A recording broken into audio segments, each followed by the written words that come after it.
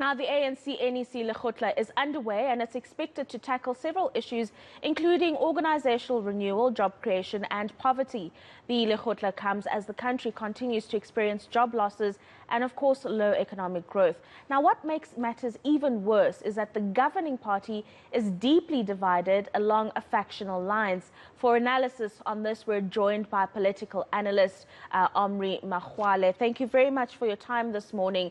And I wonder the value of these lekgotlas that are hosted by the ANC on a regular basis, because a lot of the things that they talk about don't change. The factions, the divisions get wider, the job losses are increasing, economic crisis continues. So the value within holding a lekgotla, Omry, I'm wondering if it's important still in this current time. Yes, I think it's still important because you can't solve problems without discussions.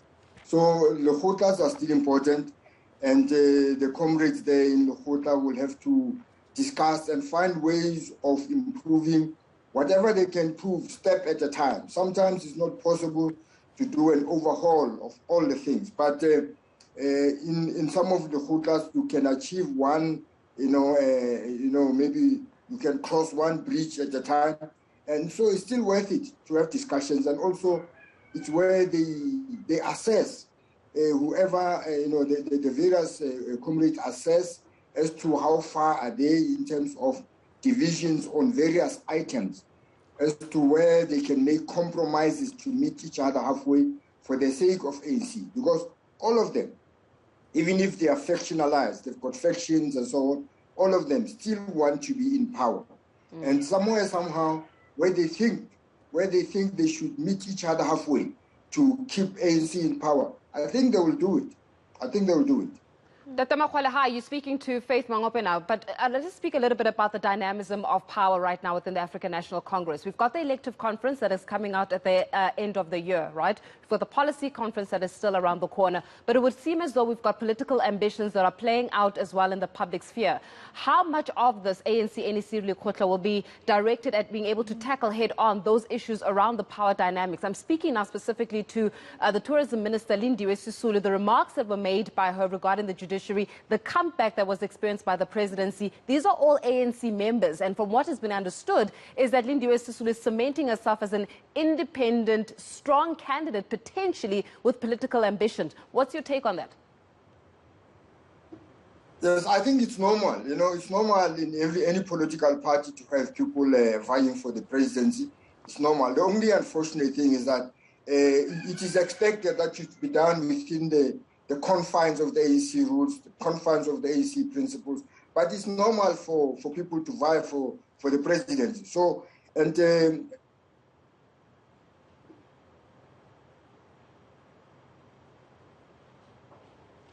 this lekgotla, everybody wants to participate. Some people want to, ascend to the highest office. That is normal. I think that is acceptable. The only thing is, it is expected that we should have discipline inside the ANC.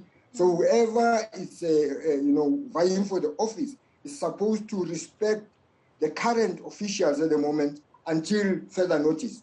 But you are not expected to defy or undermine the current president for any other reason. You are not expected to do that according to ANC principles and policies. So I think campaigning and these items will be put in the agenda. The issue of defiance maybe should be put in the agenda, but I don't really know the agenda of lekgotla. But I expect that this item will be in the agenda. No, absolutely. Another form of undermining, many would argue, is the fact that a lot of these policies that are discussed within the ANC in terms of implementing these throughout the state, I give you an example, the Economic Reconstruction and Recovery Plan, some policy document that was developed, but because of the factions and the divisions that exist within the ANC, a lot of these policies and initiatives are not implemented because the president of the ANC, who happens to be the president of the country, doesn't have the full backing of the entire party. How do they navigate this particular conundrum? I agree with you. We have many good policies as the ANC. They are just not implemented.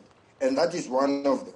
And because they are not implemented, because the ANC is not a cohesive organization at the moment, from the leadership down down to the branches. It's fragmented and it's got factions. So until we can clean up the ANC to become a cohesive organization, some of these policies will remain just on paper, will never be implemented for some time. So I fully agree with what you are saying, and I think some of these policies might not be implemented, maybe until the ANC is renewed internally. That's what we believe. Unless the ANC is renewed internally, some of these policies will just remain on paper. It's unfortunate. One wonders, Omry, whether or not the renewal program is actually still on course. But with that, would you say that the president of the African National Congress, Cyril Ramaphosa, is still able to exercise some kind of power and influence and even lead the ANC at this point? I think it just depends on what the majority of the NEC members are thinking at the moment. If majority wants to defy him, then he will not be in a position to lead further because it will be paralyzed. But if the majority in the NEC still want to support him, of course the ratio is very tricky in the NEC. I think it's around 60-40, is my guess. It's around 60-40. And so, but once that ratio is tilted either way, he might be in a position, he might be paralyzed. He might not be in a position to do anything. But most of those people in the NEC still want to be in power. So it is in their interest to make sure that the ANC works and wins the next elections if they still want to remain in power. So if they undermine it, at the end it's also to their detriment, because once the ANC is out of power, they will also be unemployed. So I think some of them will consider that and maybe share some of their concern for the sake of unity, that partial unity.